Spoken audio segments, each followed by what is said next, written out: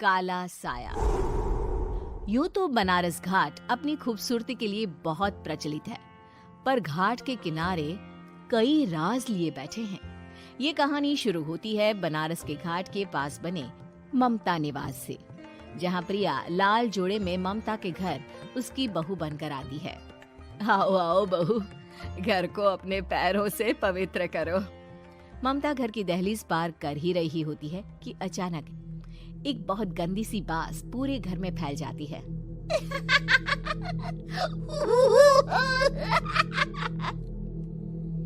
ये बदबू और ये आवाजें, ये कौन हंस रहा है माँ? अब ये पड़ोसी ना हमारे थोड़े अलग से है। कहाँ हम शाकाहारी और ये मांस मच्छी खाने वाले। छोड़, तू ध्यान मत दे और गृह प्रवेश कर। और हाँ बहू, अपनी सास की एक बात हमेशा याद रखना, इन पड़ोसियों से तो कभी बात नहीं करेगी। अच्छे लोग नहीं है ये। अपनी सास की ये बात मानेगी ना बेटा? हाँ माँ, जो आपकी मर्जी, मैं उनसे बात नहीं करूंगी। अगले दिन प्रिया अपनी पहली रसोई बनाने रसोई घर में जाती है। ये छोटी बात तो नाक में जा रही है। एक काम करती हूँ, खिड़की खोल देती हूँ। प्रिया खिड़की खोलने जाती है। इतने जाले, लगता है इस खिड़की को कभी खोला ही नहीं गया। पर ऐसा क्यों? ओह, नॉन वेज की स्मेल आती होगी ना। 2 मिनट के लिए खोल लेती हूँ, फिर बंद कर दूंगी। प्रिया खिड़की खोलती है। खिड़की खोलते ही उसकी नजर सामने वाले घर की खिड़की पर पड़ती है, जहाँ एक लड़की खड़ी होती है, हाथों में मेहंदी, लाल रंग की साड़ी, बिल्कुल सजी धजी, मानो प्रिया की तरह ही वो भी नई नवेली बहू हो। वो प्रिया को देखकर मुस्कुराती है। हे भगवान, माँ ने तो इनसे बात करने को मना किया था। प्रिया फौरन ही खिड़की बंद कर देती है और तवे पर चढ़े रोटी की ओर देखने लगती है, पर वहाँ रोटी न होकर मछली पड़ी होती है। ये क्या? पहली ही रसोई में इतनी बड़ी गलती। हे भगवान, अब मैं क्या करूं? प्रिया बहुत डर जाती है और फौरन रसोई की सफाई करने और फिर सभी के लिए खाना बनाने लग जाती है। जब वो सबको खाना परोसती है, सब तो ठीक है, मैं बेकार में चिंता कर रही थी। हे भगवान, ऐसे ही बस अपनी कृपा बनाए रखना। रात के वक्त जब सब सो रहे होते हैं, तब प्रिया को पायल की आवाज सुनाई देती है, जिससे उसकी आंख खुल जाती है। ये पायल की आवाज कहाँ से आ रही है? प्रिया उठकर उस आवाज के पीछे छत की सीढ़ियों तक जाती है। तभी उसे बच्चे के रोने की आवाज आती है। प्रिया छत पर जाती है तो क्या देखती है? वही लाल साड़ी वाली लड़की अपनी गोद में एक नवजात बच्चे को घुमा घुमा कर सुला रही है। तभी प्रिया की नजर उसके पेट पर पड़ती है। ओह गॉड, ये तो प्रेग्नेंट भी है। सुनिए, बच्चा सो नहीं रहा है क्या? मैं कुछ मदद करूं? नहीं नहीं, आपके घर वालों को अच्छा नहीं लगेगा, मैं संभाल लूंगी। स्नेहा की गोद से बच्चा हाथ मारकर प्रिया की गोद में आने को छटपटाने लगता है। दोनों घर अगल बगल में बने होने के कारण प्रिया उस बच्चे को गोद में ले लेती है। प्रिया के पास आते ही वो सो जाता है।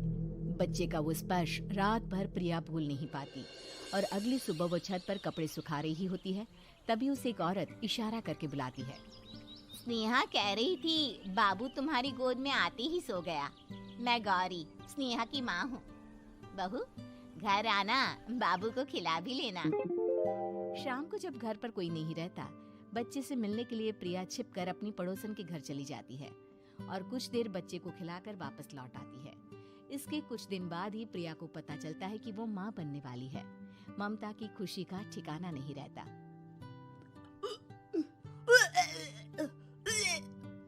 माँ जी, पता नहीं क्यों उल्टी आ रही है।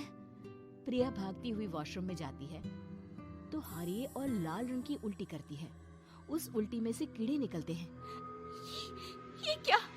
खून और ये कीड़े! माँ! माँ! प्रिया की आवाज सुनकर ममता दौड़ कर आती है, पर बेसिन में कुछ नहीं होता। प्रिया हक्की बक्की रह जाती है। ये सब क्या हो रहा है? प्रिया घबरा जाती है और अपने कमरे में जाकर सो जाती है। डर के कारण वो इतनी थक जाती है कि उसकी आंख लग जाती है। तब उसे ऐसा लगता है उसके पेट पर मानो कोई बैठा हुआ हो। कौन हो? प्रिया के पेट पर एक 5 महीने की बच्ची बैठी हुई थी, जो बुरी तरह जली हुई थी। माँ, तुम ही मुझे लाई ना अपने पेट में।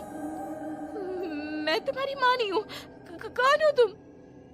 माँ, देखो मैं जल गई बुरी तरह से। 6 महीने पेट में रहने को भी मुझे नहीं मिला। सहला दो ना माँ। बचाओ, बचाओ, माँ। ममता दौड़कर कमरे में आती है। प्रिया की बातें सुनकर वो सब समझ जाती है। तू कहीं बगल वाले घर में तो नहीं जाकर आई ना बहू? मुझे माफ कर दो, मैं गई थी माँ। उस घर में सब मरे हुए हैं बहू। कई साल पहले स्नेहा उस घर में बहू बनकर आई थी। कुछ ही दिन में वो एक बच्चे को जन्म देने वाली थी। पूरा घर बच्चे के आने की खुशी में खोया था कि एक दिन अचानक उस घर में आग लग गई। सब बुरी तरह जलकर मर गए। गौरी आज भी दादी बनने का इंतजार कर रही है और इसीलिए स्नेहा ने अपना अजन्मा बच्चा तुम्हारी कोख में डाल दिया। ममता ये कह रही होती है कि पीछे से उसके पैरों को एक बच्चा पकड़ लेता है। दादी, दादी। माँ, स्नेहा की गोद में यही बच्चा था। ये बच्चा कौन है फिर? तेरी मौत है। तेरी भी दादी। जिस चीज का ममता को डर था वही हो गया। ममता निवास के ऊपर मौत ने चादर बिछा दी थी। प्रिया का पेट ऐसे बढ़ जाता है मानो 9 महीने का हो। 2 हाथ उसके पेट से बाहर निकलते हैं। बहू, संतोष को फोन कर, किसी पंडित जी को बुला बहू। प्रिया का पति भागता हुआ घर आता है। ये तो होना ही था माँ। तेरा पाप तेरे सामने आ गया तो तू सह नहीं पा रही है। स्नेहा घर में आग लगी नहीं थी, माँ ने लगाई थी प्रॉपर्टी की लालच में। और वो बच्चा मेरी पहली पत्नी का बच्चा है, मेरा बेटा, जो कि उस आग की चपेट का शिकार हो गया था। मैंने तुमसे ये सब माँ के कहने पर छुपाया था। मुझे माफ कर दो प्रिया। तुम अगर चाहो तो यहाँ से जा सकती हो। मैं तुम्हें किसी भी बंधन में रखना नहीं चाहता। मेरी शादी हुई है आपसे, मैं आपको छोड़ नहीं सकती, पर उससे पहले हमें स्नेहा, उसकी माँ और बच्चे की आत्मा की शांति करवानी होगी। संतोष और ममता गौरी के घर जाते हैं। अंदर सब कुछ जला हुआ होता है। जमीन पर जली हुई लाशें बिखरी हुई थी। ममता रो रो कर अपनी करने की माफी गौरी से मांगती है। प्रिया स्नेहा के घर वालों का अंतिम संस्कार करवा देती है और ममता निवास फिर से आत्माओं के साए से मुक्त हो जाता है।